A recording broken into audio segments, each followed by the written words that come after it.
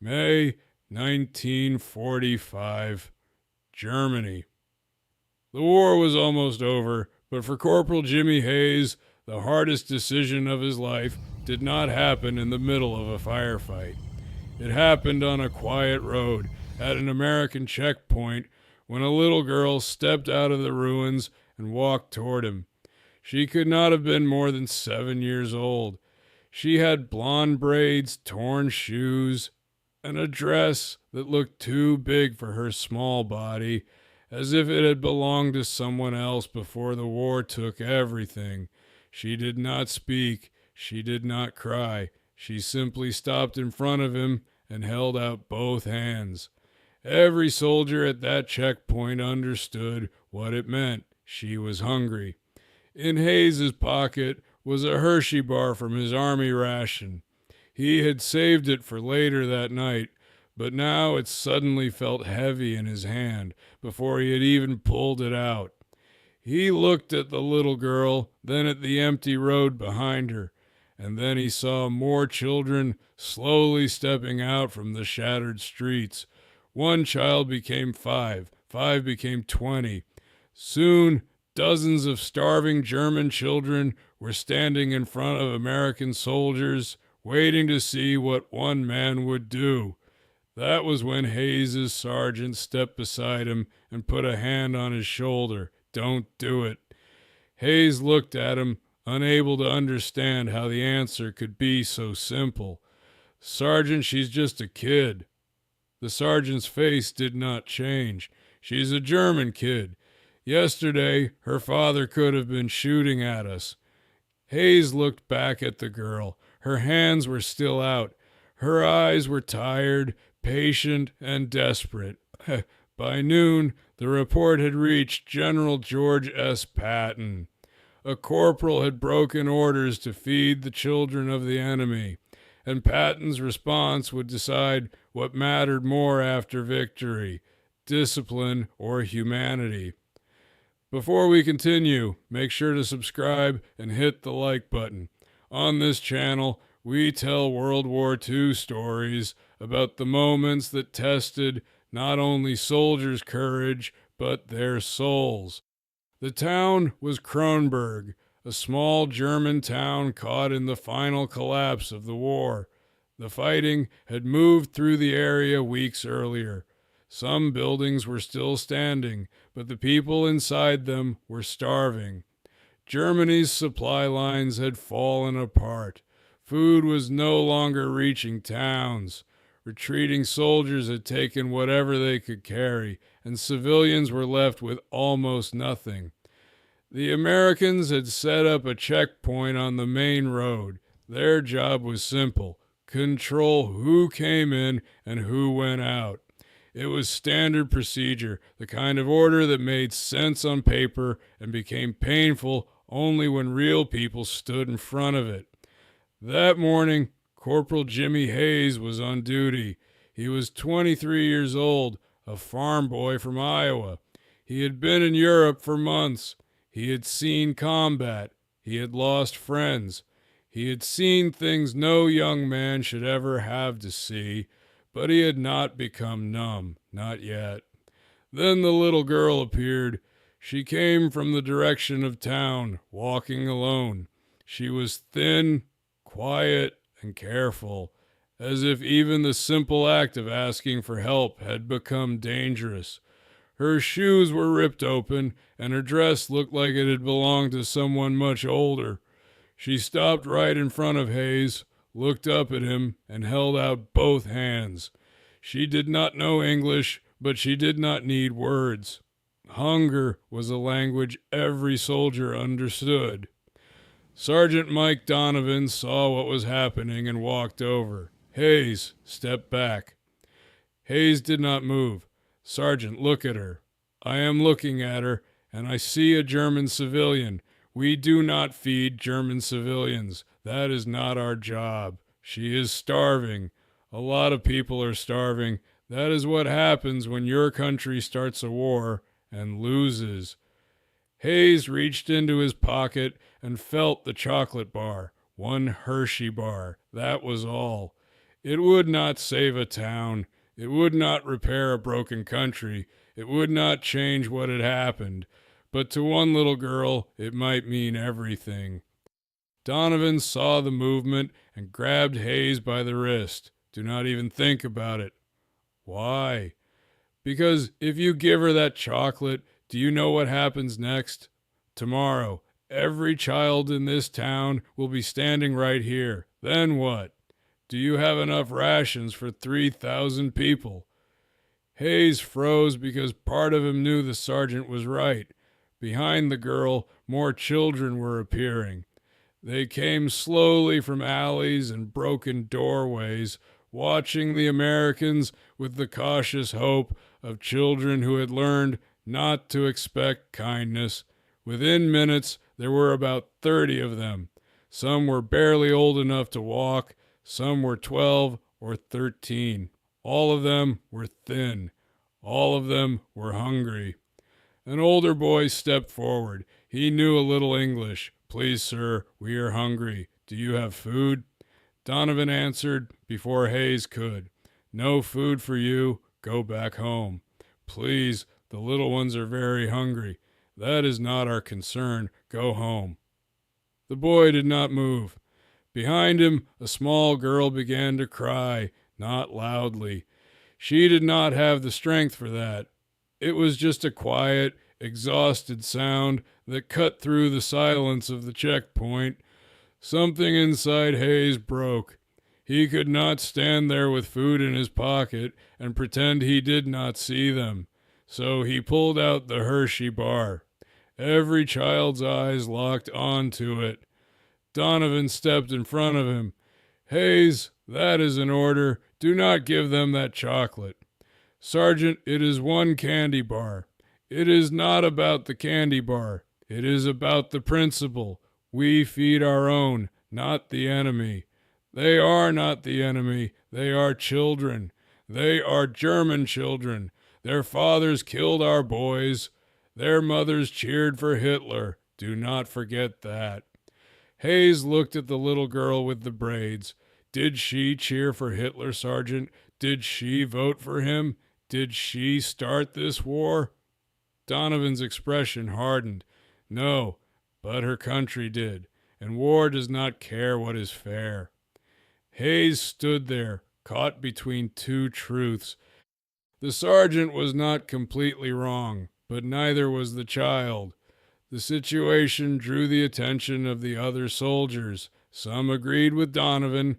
Others looked away because they could not bear to watch.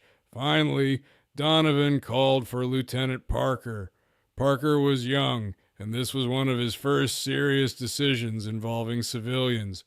He looked at the children, then at Hayes, then at Donovan. What is going on? Donovan answered immediately. German civilians asking for food, sir. I told them no. Corporal Hayes wants to give them army rations. Parker knew the rules. Soldiers came first. Civilians waited for relief organizations. Random handouts could create chaos. He opened his mouth to speak, but Hayes had already made his choice. He unwrapped the Hershey bar, broke it into pieces, and walked toward the children.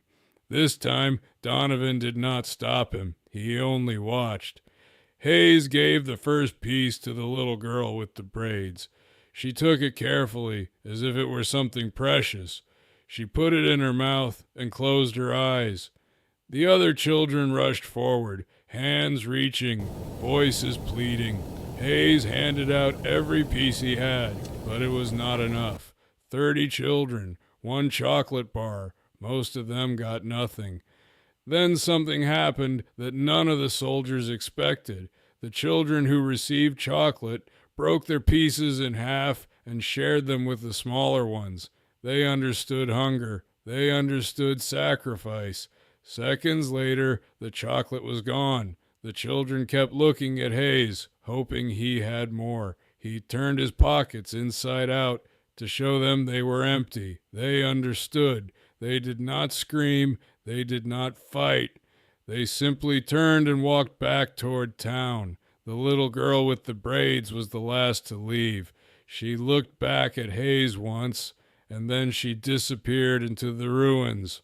Lieutenant Parker walked over. Corporal, you just disobeyed a direct order. Yes, sir. You understand that could mean a court-martial. Yes, sir. Parker looked at him for a long moment. Then he sighed. I will send the report up the chain. Let command decide. By that afternoon, the report landed on General Patton's desk. Patton read it once. Then he read it again. A corporal had violated orders to feed hungry enemy children. The question was simple, but the answer was not. Should he be punished, or had he reminded everyone what they were fighting for? Patton picked up the phone. I am coming there myself. No action until I arrive. The next morning, Patton's jeep rolled into Kronberg. He went straight to the checkpoint. The children were there again. This time, there were more of them, maybe 50. Word had spread. Yesterday, the Americans gave chocolate. Maybe today, they would give food. Patton stepped out of the jeep and looked at them. The children stared back. They did not know who he was. To them, he was just another American officer. He turned to Lieutenant Parker. Show me the corporal. Hayes was brought forward. He stood at attention, terrified. Everyone knew Patton's reputation. He did not tolerate weakness. He did not tolerate disorder, and he certainly did not tolerate soldiers ignoring orders. Patton looked Hayes up and down. You gave your ration to enemy civilians. Yes, sir. Why? Hayes swallowed and chose to answer honestly. Because they were hungry, sir, and because they were only children. Patton repeated the words slowly. Only children. Then he looked toward the crowd. Do you know what children become, Corporal? Hayes hesitated. No, sir. Adults, German adults, the kind who may fight us again some day. Hayes had no answer. Patton turned to Parker. What is your recommendation, Lieutenant? Parker stood stiffly. Sir, discipline has to be maintained. If every soldier starts deciding who gets army food, we will have chaos.